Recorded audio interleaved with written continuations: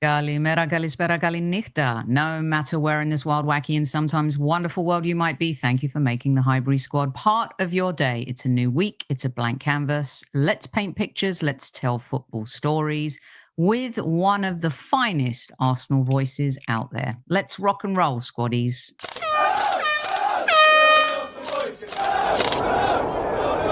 Mind the gap between the train and the platform.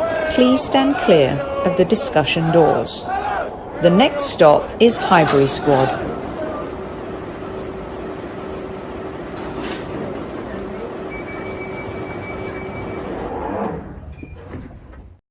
Thanks to everyone who's tuning in live. For those who will be listening on replay, don't forget to leave your comments in the section below the live show. And of course, if you're listening on Apple and Spotify and all of our other audio platforms, we appreciate you too making us part of your day. Make sure you subscribe so you don't miss the show, and great guests like we have tonight. Welcome to the show, one of Arsenal's favourites, a fan favourite, no doubt, Mr. Adrian Clarke. Thank you very much, Sophie. It's too kind. I love it, your intro. That was really good. I like the whole thing with the Highbury Squad and all that. I like it. Top quality. Oh, thank you. Just like your analysis, top quality. They've been asking for you, Adrian.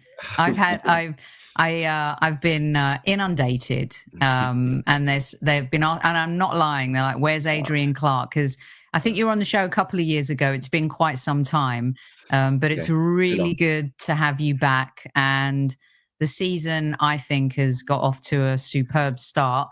Before I get stuck into my top 5 Monday Madness / inside the dressing room, because the beautiful thing about you is we get your player perspective as well, having worn the shirt too. But Sunday, I felt by the time I did the post-game show, by the end of it, I talked myself into being really happy that we ended up with a point. By the way, squaddies, at ease. I'm so rude. I forgot to welcome you. I'm so excited to have Adrian here.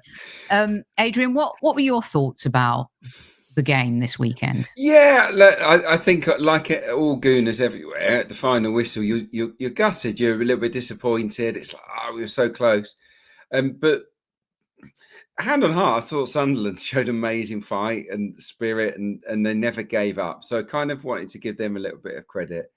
But the reason I'm quite positive is that I liked almost everything I saw in the second half. Okay, so not every game's going to go your way, and at the start of this game, it didn't. We weren't really at it. I think we were a bit tired. We'd been to Burnley, we'd been to Prague, we were up in the northeast. I think we were a bit fatigued, and in the first half they were at us, and it was hard, and we were behind. But the second half, I loved the personality of the team. I loved the fight. I loved the urgency. There was real urgency in everything that we did to get 2 goals so that we would go into the lead. And obviously we got there. And I suppose there's the one regret is that we didn't go and get the third and push on. But I think sometimes you got to look at the opponent and say, okay, they were good adversaries. And in the end, it was a great game, and probably a point isn't the worst. Yeah. Sunderland I don't think anyone was expecting this, right? I was saying on the show, no one had this on their bingo card for Sunderland to be this good. They're in the top 4. They're a young manager, but who seems to have kind of a wise football mind. Yeah. They're very organized, Adrian. And in that first half, we definitely, probably one of our worst 45 minutes of football this season. But there's a lot of character in this team. And one of the things I've been saying on the show is we feel a bit different this season. But I always kind of have that caveat of the mentality part is, what does our mentality look like in March, April, and May? And now with Manchester City only being 4 points behind us, do you feel something different when you're there on game day, when you're doing your shows? And do you feel like this Arsenal team can kind of exercise the ghosts of Premier League past? I do. Look, I see what you lot see, and that's a team to be proud of. A team that's definitely the best that we've seen since we last won the league. I don't think there's any question about that. And After finishing second, finishing second is pretty good effort, even though we all felt disappointed for various reasons on each occasion. It would be easy to kind of cave and give in and just like it's not meant to be, and for that team to break up, and that was our moment, and it's gone. But we kept the team together. Everyone's signed on, everyone's bought in, and we've added to it massively this summer. And I do feel it's our time. I really do. And I think mentally this team is definitely stronger than before. And they've got an aura about them that they haven't had previously as well. And it's that, obviously it didn't work at the weekend when we conceded twice, but just that desire not to concede goals. I just absolutely love it, because it's what was brought up on as an Arsenal fan as a kid. That quiet, wasn't it? The George Graham thing. So yeah, it feels good. And yeah, we can't control what City do, or Liverpool, but I'm confident that we can do it this time around, because what we're doing with a pretty depleted squad at the moment is more than impressive. You know, Martinelli, Gyökeres, Havertz, Ødegaard, Madueke, Jesus, just having two of those on the bench, we would have won that game. Yeah. So, yeah. I've been saying a lot too about there's three things I think that are the point of difference for us this season, or will be, because, and you can correct me if I'm wrong, I think talent-wise, depth-wise, feels like for the first time in many seasons, we may have a notch up on Manchester City. And I feel like 1, consistency, 2, depth, and 3, mentality. Those 3 things, because we've proven we can win games. And, you know, Sunderland isn't going to be an easy team for anyone to go and visit. That, you know, and there's some insane reactions to whenever Arsenal drop points, or, you know, it's like we've dropped points, like it's a right to win every single game in football, right? What would you say if I said to you, Adrian, that the thing that's going to be the difference at the end of the season is this guy, Haaland? I think Haaland could decide the Premier League title this season. I know Doku was great at the weekend. Yeah, he was, yeah.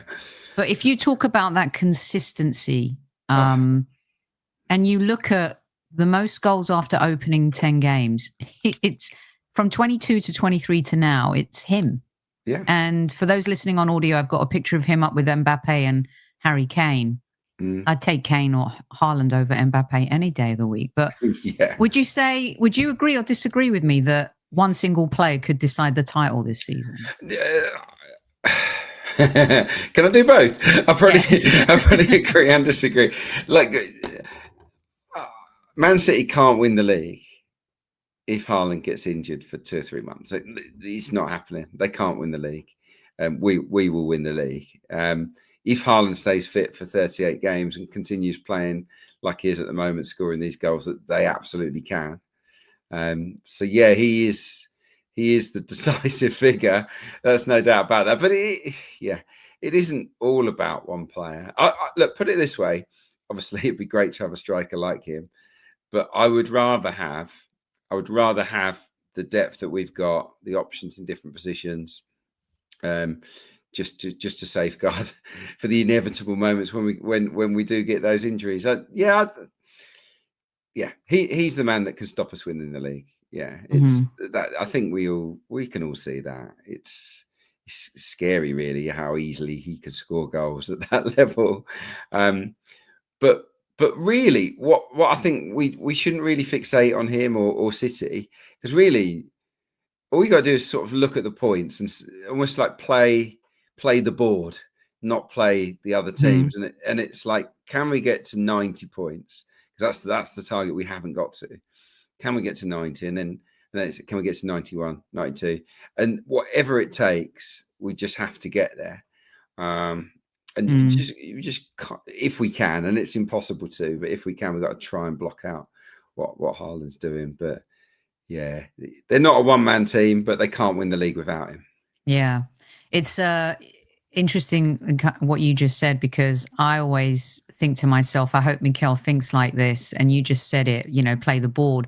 It's like golf, isn't it? Play the course, not the player. Yeah. And mentally, I think if Arsenal can just focus on the course and not kind of, feel that Manchester City breath breathing down their backs, that's going to be the key. That is. It's because it's rattled us before, and the fact that it's City and not Liverpool, even that probably makes it more difficult because City are the ones that have caught us before.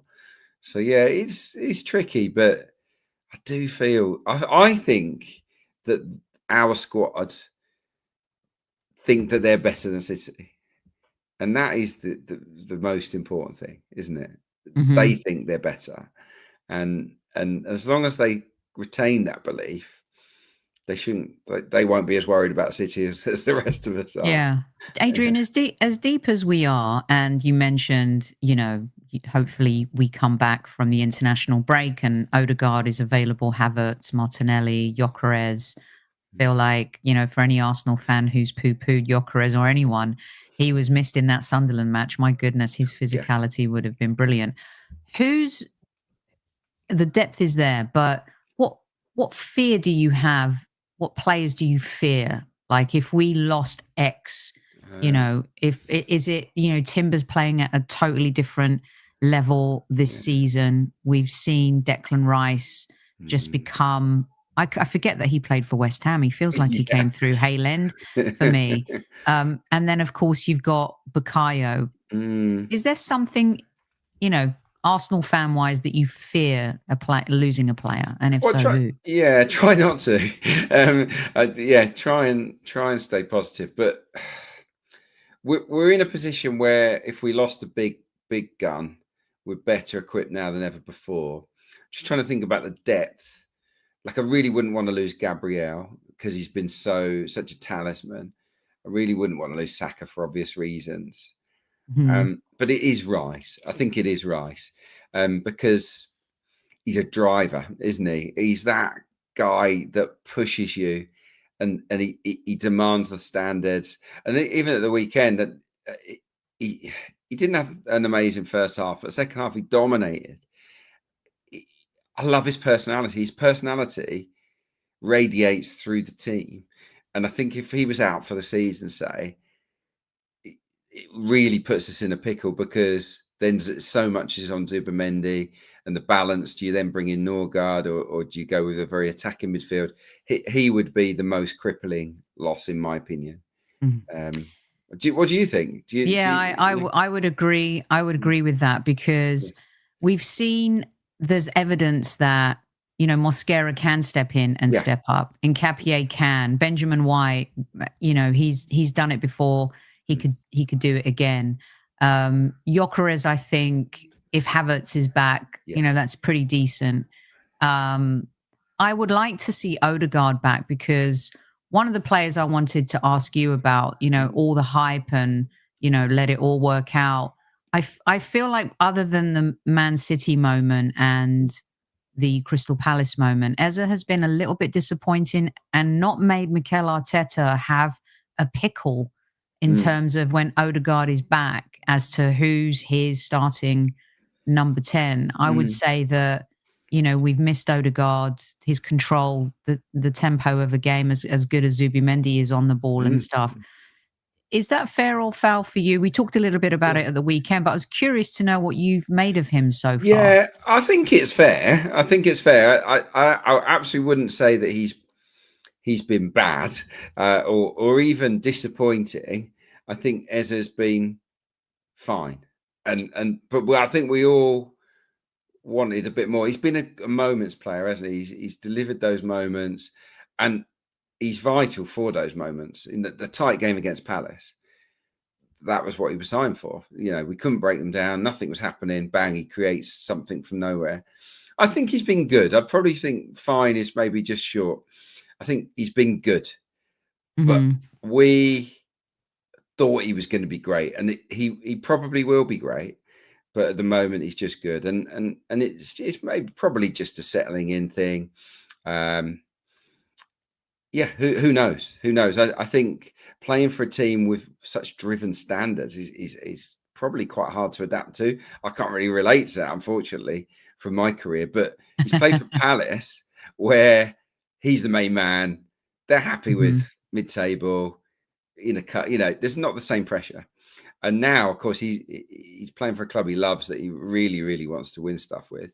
But he's also got a manager and players around him that demand being good isn't good enough. You've got to be great. And I would imagine that's really hard to sort of Hmm. adjust to. So let's give him a little bit of a pass, I reckon. He's so talented and he's got the right attitude, and he's already delivered some great moments. Yeah, Erdegaard, think about when he came on loan. Yeah. I wasn't fussed whether we signed him or not after that loan spell. And when we did sign him, I was like, I don't know, like that. But so that second season, it was like, that's why we signed him. I'm pretty sure that's what we'll be saying with Eze later this season or next season. In terms of the weekend, just going back to and talking about players, you mentioned Big Gabby, uncharacteristic error from him. Lots of fans debating if it was Gabriel's fault, if it was, David Raya's fault, and then some even saying, well, where was Saliba this whole time? Even though we've been kind of a force in the Great Wall of Arsenal and unpenetrable at the back, have you been concerned at all? Because there is a narrative, a little, of Saliba maybe just not being at his best. Big Gabby, the best defender last season. Clearly, he's the superior force this season. But yet, we've got this incredible record. What do you make of Saliba, and do you see a difference? It might be that just everyone around Saliba's got better, and he doesn't look quite as imperious and stand out. I wouldn't say he's dropped off. It's more of a plateau, maybe. Whereas others, Timber's improved fast. Calafiori's kicked on to another level. Gabriel was getting better and better, and Saliba last year flattened out, and this season I think he's still there. So just slightly underwhelming, I guess, with him. But the defense is hard. I mean, you wouldn't swap him though, would you? I mean, I don't think I don't think there's a defender you'd swap him for. So we're really sort of struggling to find flaws. I think it's the best defense in world football. I think they're awesome. And Sunderland, the thing is, you can't win every game. You can't keep a clean sheet every match. There are going to be mistakes, and I would actually take issue on that equaliser on my new YouTube channel. I've posted a new video sort of going over that, and for me, basically Brobby, who scores the goal, it's Mascara's man. Mascara's got him.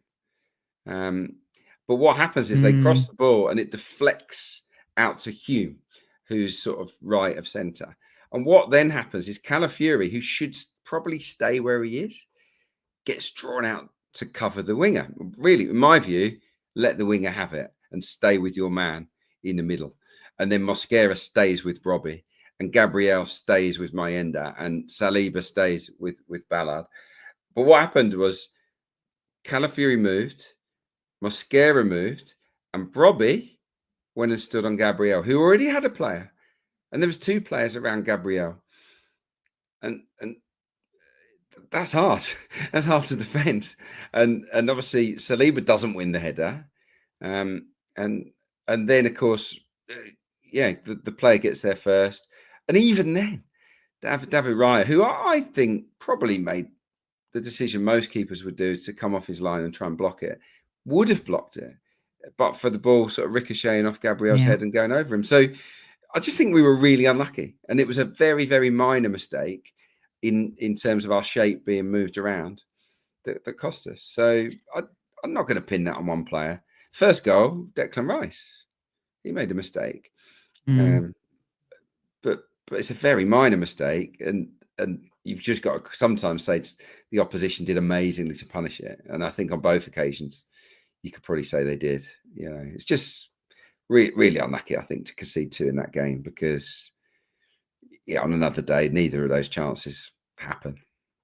Are you, it's really interesting football, isn't it? When the first action fails and then the trickle effect of the follow-up actions. Yeah. I felt like, and you're the tactical brain, but I felt like this season in particular, when that first action fails, we've been very good at hustling to not allow those mistakes to happen or to escalate to a second or third action. And because we've been so good, it's almost like when Buster Douglas hit the canvas, Tyson hit the canvas when Buster Douglas hit him. It's kind of shocking. Yeah. Would you agree that we're better at the kind of, cleanup?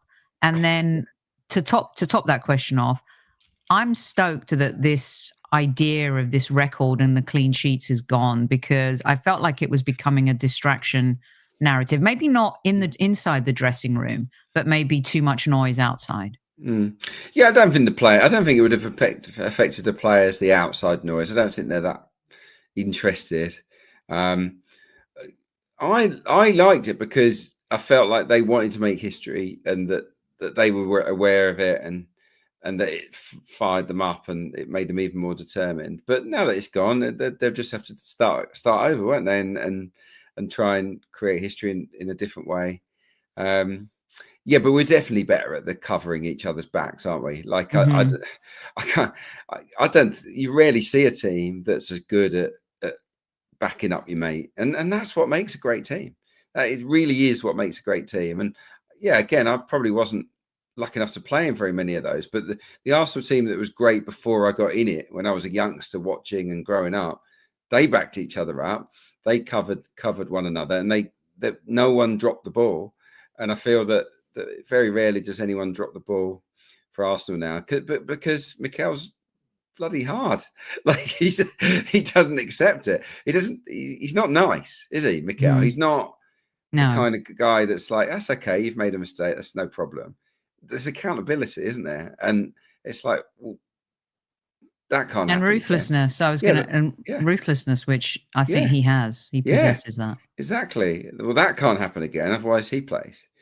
And it's all right. That won't happen again then. And I just think that, the standards are so much higher than what they were in the what should we call it? The Mustafi era. I don't want to just pick on Mustafi, but the Mustafi era, we didn't look like a team that cared if we let in goals. And now we can't stand the thought of conceding a shot, let alone a goal. So yeah, that's why I think Saturday night was a bit of a shock, because we let in 2, but the little fine margins didn't go our way. These things do happen. I like to call the Mustafi era the Mustafi chapter. Can't be. We don't. Doesn't feel right to call it an era. No.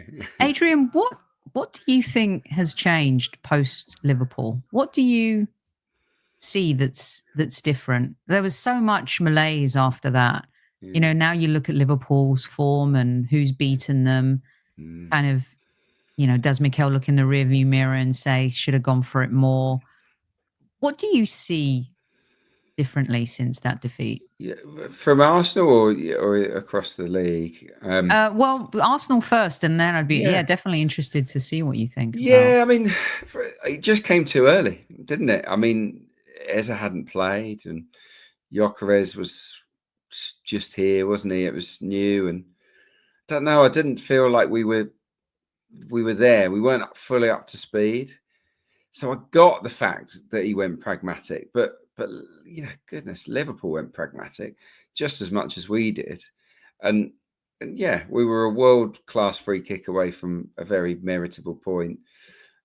Since then, I just think the new team has found itself. Zubimendi is fit, and he's used to the Premier League football, the sort of blood and thunder of it. Eza's more comfortable in his skin, but across the pitch, everyone's just bit sharper than they were then. And I think because we keep getting win and clean sheet, just you get loads of confidence. So I think we've built up much more confidence. And if that game was played this weekend, I think we'd have gone to Anfield and played much more attacking. Not crazy, but we would have played a much more attack-minded style, because I think the players would have believed that they could do it. Just at that point, we didn't have that body of work as a new team to suggest we could, so we played it safe. So one of those things.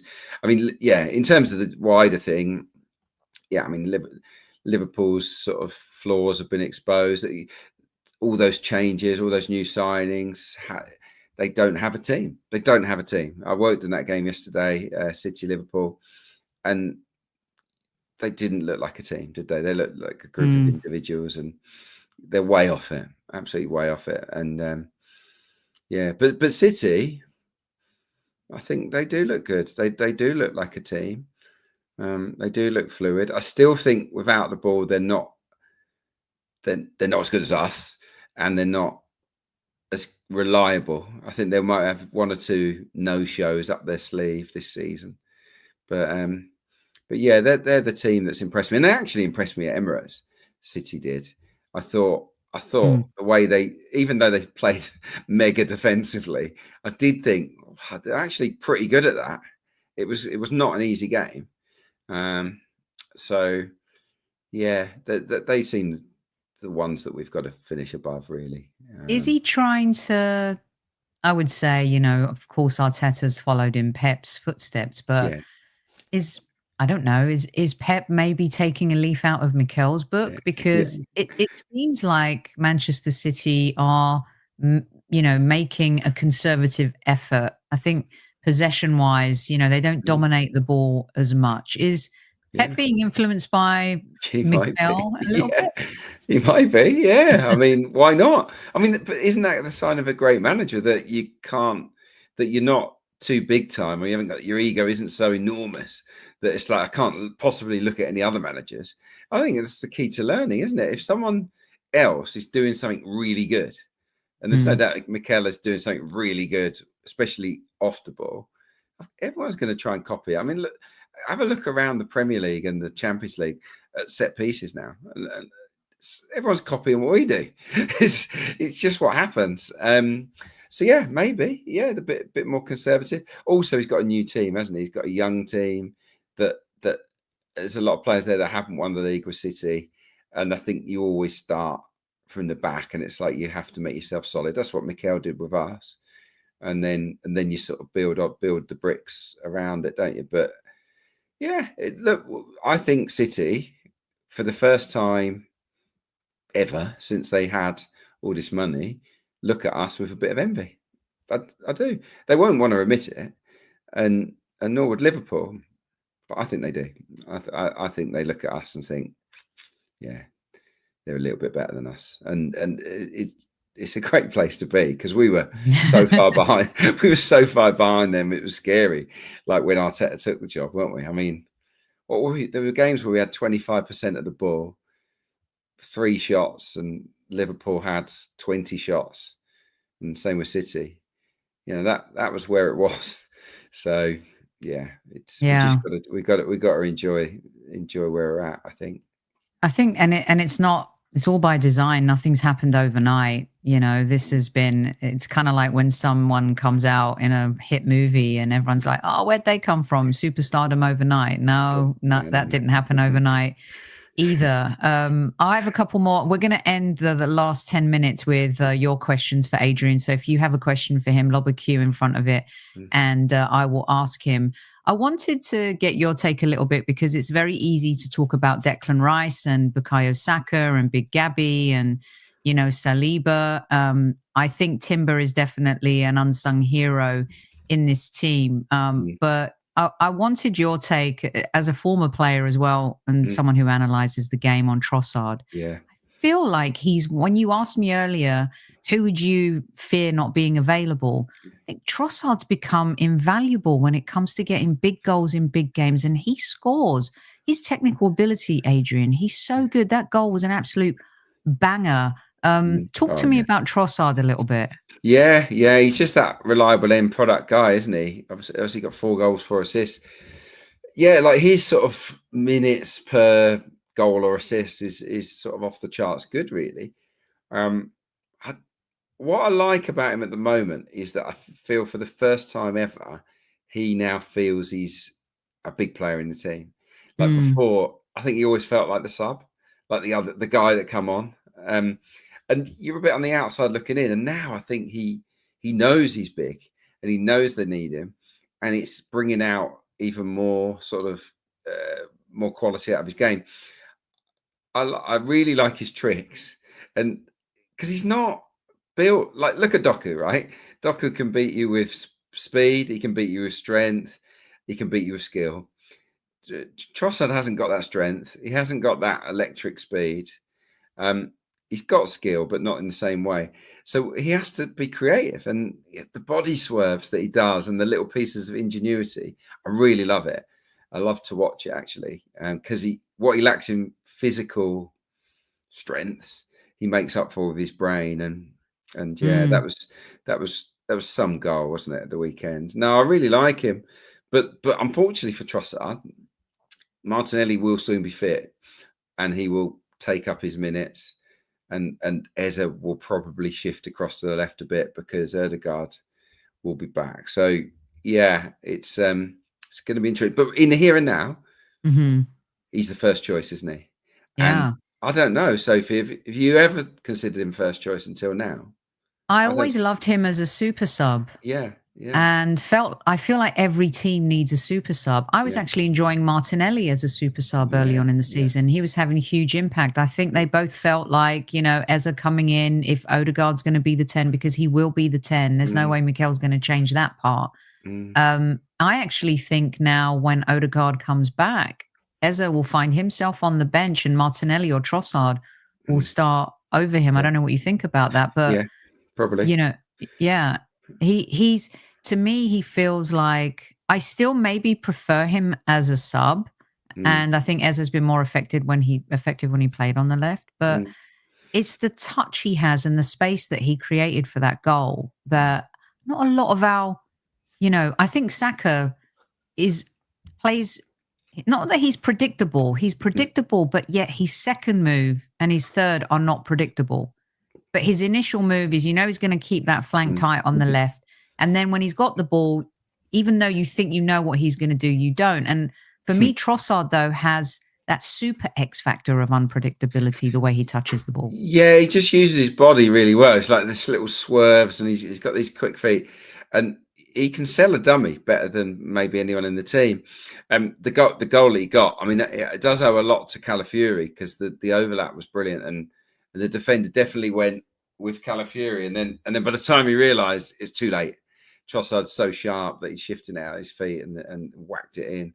So no, he's a talented boy, and I'm so glad we kept him. Talk we might have to sacrifice one of him or Martinelli. Thank goodness we didn't have to. And yeah, obviously Madueke. I haven't even mentioned him.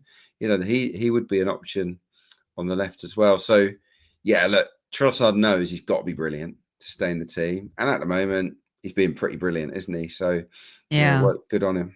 One more from me before I get to some listener questions for you. Everyone kept moaning about our left side last season and the season before, really. Left side is not as robust as the right side. Everything was going through Ødegaard and Saka. And of course, when you've got a great relationship, and then Benjamin White, Timber's elevated this year in his forward play. But now on that left side with Calafiori and his organised chaos, do you think that left side is operating at the levels now that you maybe wanted it to, Adrian? Definitely Mikel Arteta. What do you see on that left side that is different? Yeah, it's Calafiori, and as we all love Miles Lewis-Skelly. We all admire what he's doing, and in the Champions League, he's been great, absolutely superb, and he's still got a big part to play. But Calafiori, the chaos and the carnage that he causes, it unlocks the whole side, and teams don't really seem to have an answer for it. Timber's been amazing. I think Timber and Gabriel have been two of the best defenders in the league. Timber and Saka is a bit more orthodox, isn't it? On that side, you kind of know what they're going to do. It's just really hard to stop them. With Calafiori, no one's got a clue where he's going to go, and that is really good, really good. And it helps everybody, because when the opponents are like, shit, excuse me, sugar. Oh, you're okay. We got to look after Calafiori. It takes eyes off someone else, whether that's Erdegaard, whether that's Gyökeres, Saka, Trossard, Martelli, whoever it is. So yeah, having a left back like that it's nuts, really.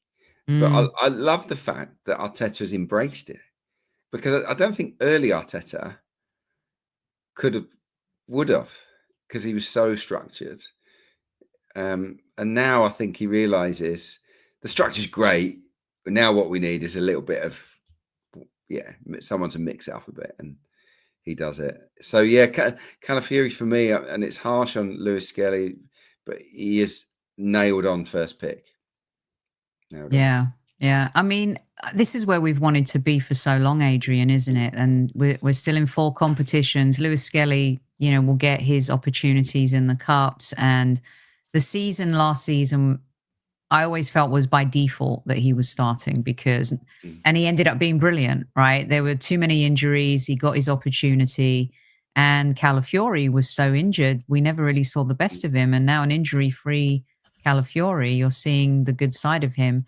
And Mikel Arteta, I feel, has evolved too. Is he more lax with taking risks, or is he the same, Adrian? Yeah, I think it's a bit more risk. He's not a very risky manager, is he? No. He is pragmatic, but the fact that you see Calafiori playing left number 10 quite a lot, I think is something you just wouldn't have seen before. Timber often stands there.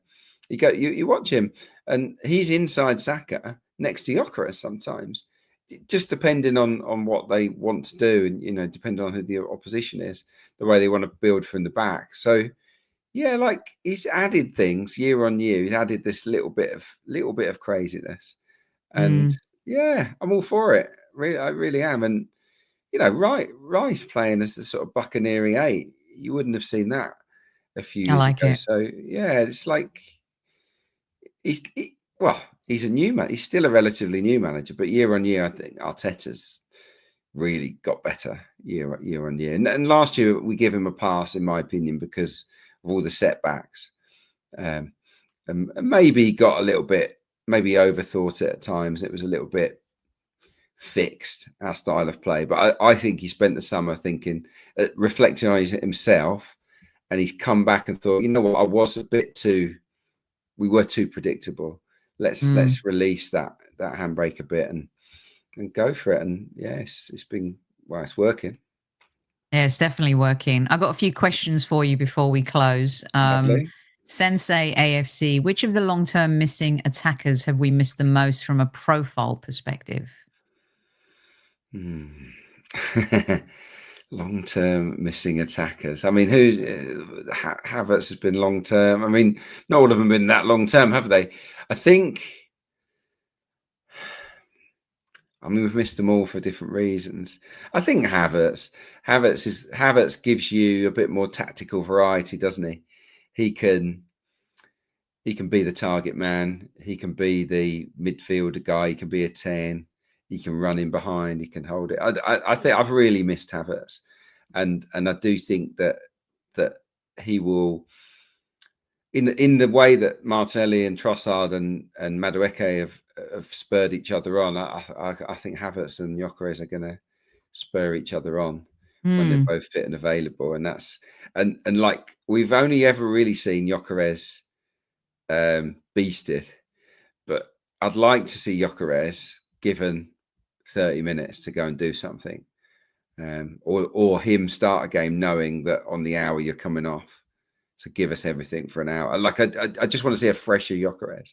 Havertz I've missed because he gives the team different options. But you, Peter W3, you kind of alluded to it there, but would you play Havertz ahead of Gyökeres as a 9? Peter says, I think I would, as he links up play well, which you kind of mentioned there in terms of Yeah, the versatility. I mean, I think it's a shootout, really.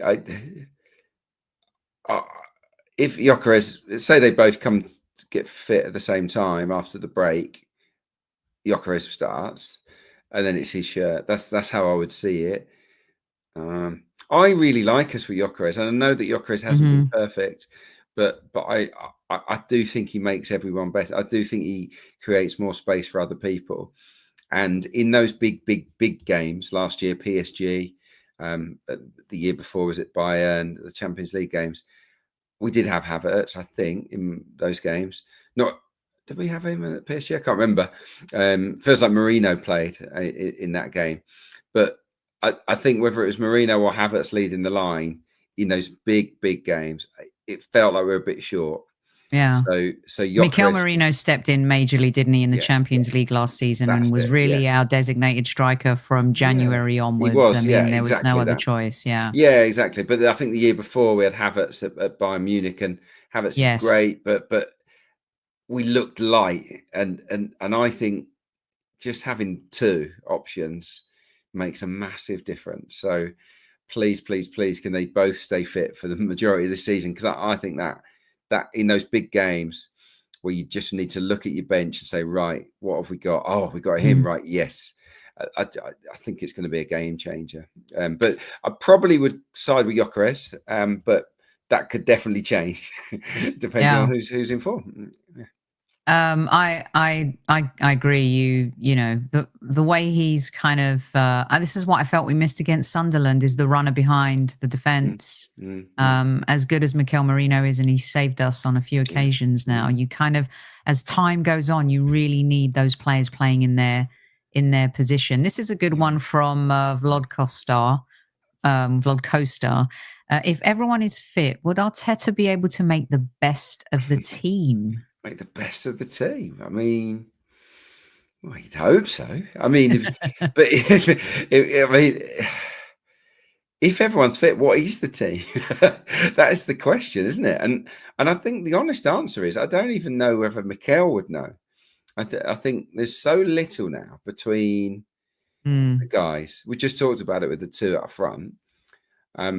Saka's net locked in. Zubi's locked in. Right, the back four's locked in. But on the left, there's definitely debatable positions. I think at 10, there's debatable positions. Striker the same. It's I don't know. As I said, Mikel's got better year on year. I don't really have any concerns about Mikel Arteta. I know that some people are thinking they don't like this habit of bringing on centre backs towards the end, and I understand that. Well, this is a good one from Jay to follow up on what you're saying there. Is Adrian, do you think that our subs should have come on earlier on Saturday? If so, which ones? No, is my honest answer, because the team were brilliant. We saw it with our own eyes. That was an outstanding second half. They were absolutely superb. And the reason they didn't come off, I think, was because Arteta was like, these guys are nailing it.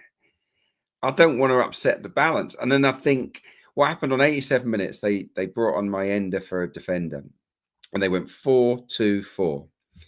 And Mikel did what I think most managers would do. Not all, but most. And he reacted to it and go, right, okay, 4-2-4. Let's just go 5 at the back. We've got 3 minutes plus injury time. Let's just give them nothing. So I saw the logic, but obviously it didn't work because we didn't win. So he's still learning. He that playbook that Pep's got of like, what do we do in these situations? Like when we're losing, this is what we do when we win it.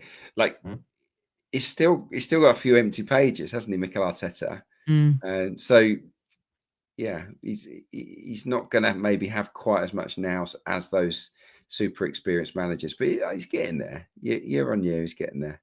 In answer, there's a long-winded answer, but I think we've got to trust Mikel Arteta now. I think he's shown us he's very good.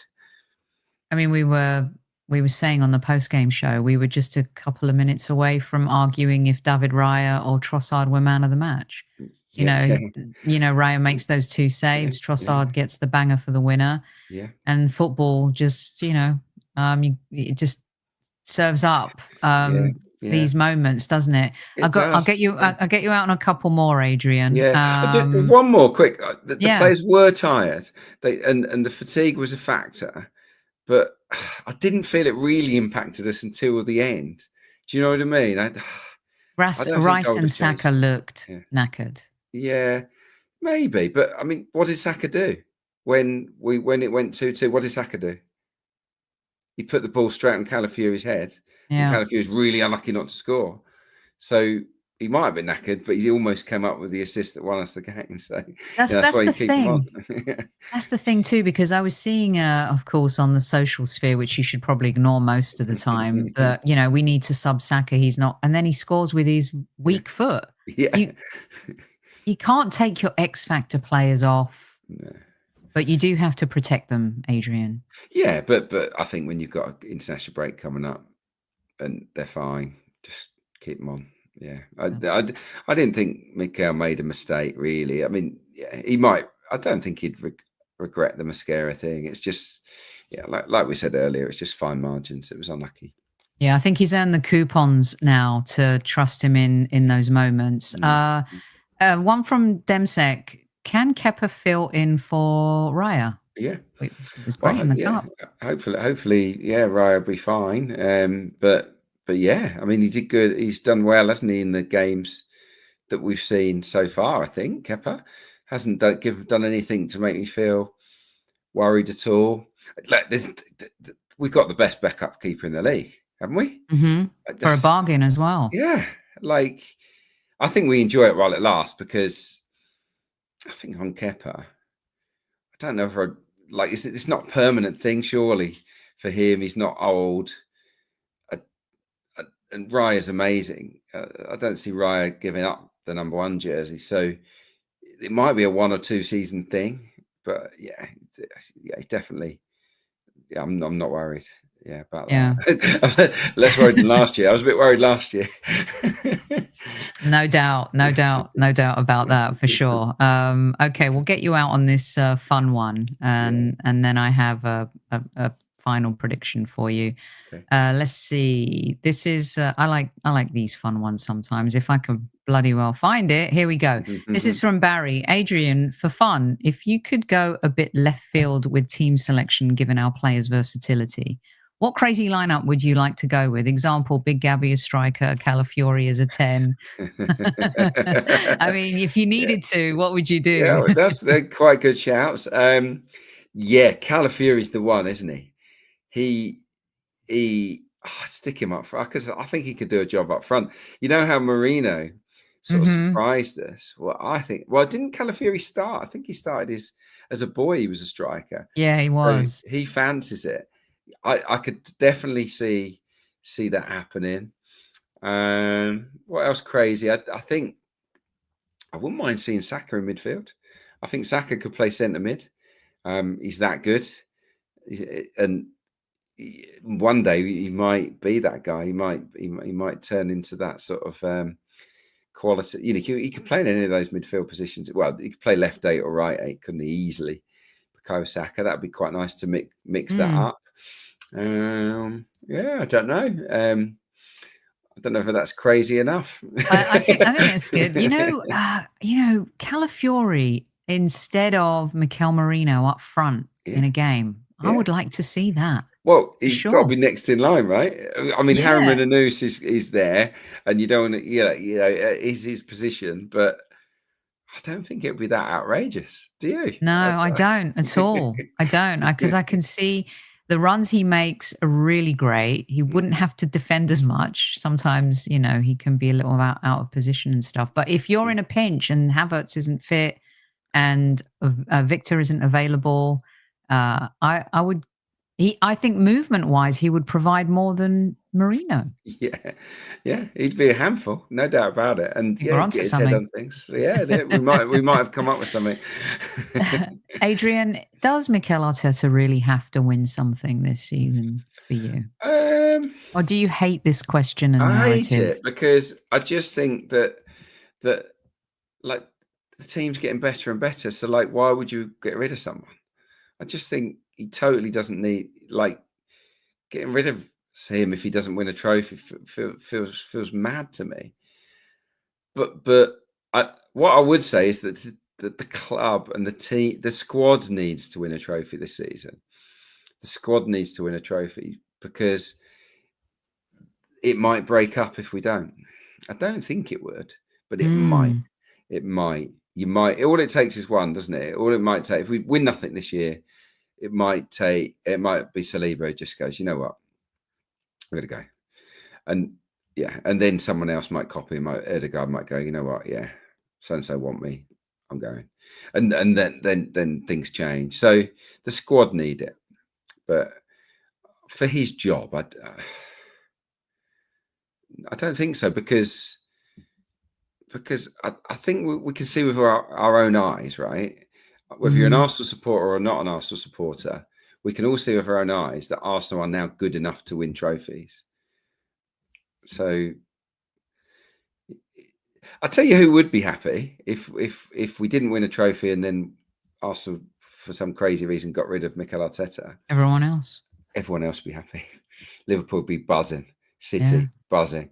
So yeah, I think it's a nonsense question if I'm honest. But there's a long way to go in the season, and if we finish 4th or 5th and collapse, then that's a different story, isn't it? I mean that it has to be that you miss out on a title by a point and lose a Champions League semi-final or a final. Come on now. I would love to win the League Cup, Adrian. It's been so long, to get that mentality going and that buzz for them to win something together and taste it. Yeah. I think that's the difference in maybe us even winning the Premier League. Really feeling that together. It will definitely make it easier to win the Premier League if we win the League Cup. Definitely, because they'll have all got their hands on the silverware. It's like, oh yeah, this is what it's like. Yeah, we want more of this. Exactly. So now it's big that it won't be easy against Palace. That's a tough draw, but we're good. We're good enough to win them all. I said at the start of this season, I think we can win 2 trophies, and I still think we can. Yeah. So yeah, let's hope for the best. Well, you've been our trophy this evening. Just brilliant stuff from you, and added time for me. I kept you a little bit longer than I said I would, but you're so gracious. And the new channel, by the way, Adrian, everyone was saying if there's a person in the Arsenal community that needs their own YouTube channel, it's you. Are you loving it? And we're going to send everyone over there. I mean, Arsenal fans from around the world are loving it. Are you enjoying doing it?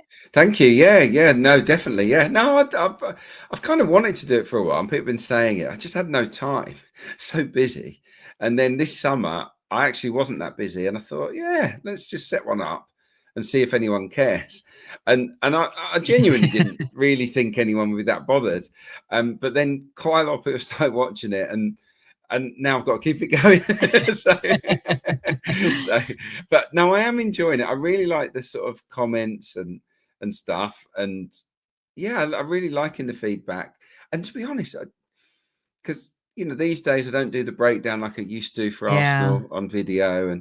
And they do ask me to write up some analysis when we win, which is great. And I love doing that. But win, lose or draw, now I've got a platform where I can just sort of, to do what I always used to do. And so it's still a little bit basic. It's not got that many bells and whistles and stuff like that, but I'm just doing it on my I'm doing it on my own. You don't need the bells and whistles. Yeah, it's hopefully people are enjoying it. People seem to be liking it. So if you haven't subscribed or got on board, please do have a look. Just search my name on YouTube, and hopefully it will pop up. And yes, hopefully enjoy the breakdowns.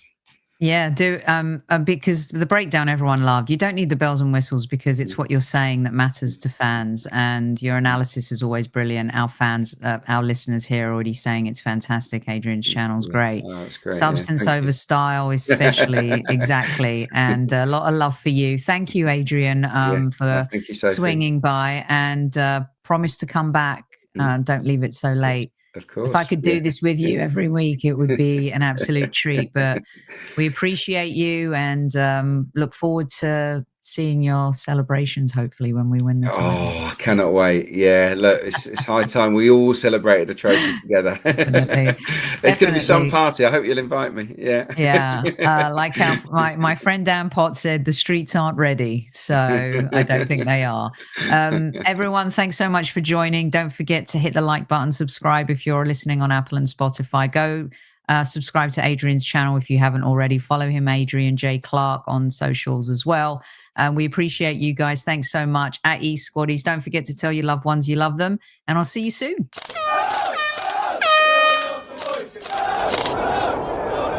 Mind the gap between the train and the platform. Please stand clear of the discussion doors. The next stop is Highbury Squad.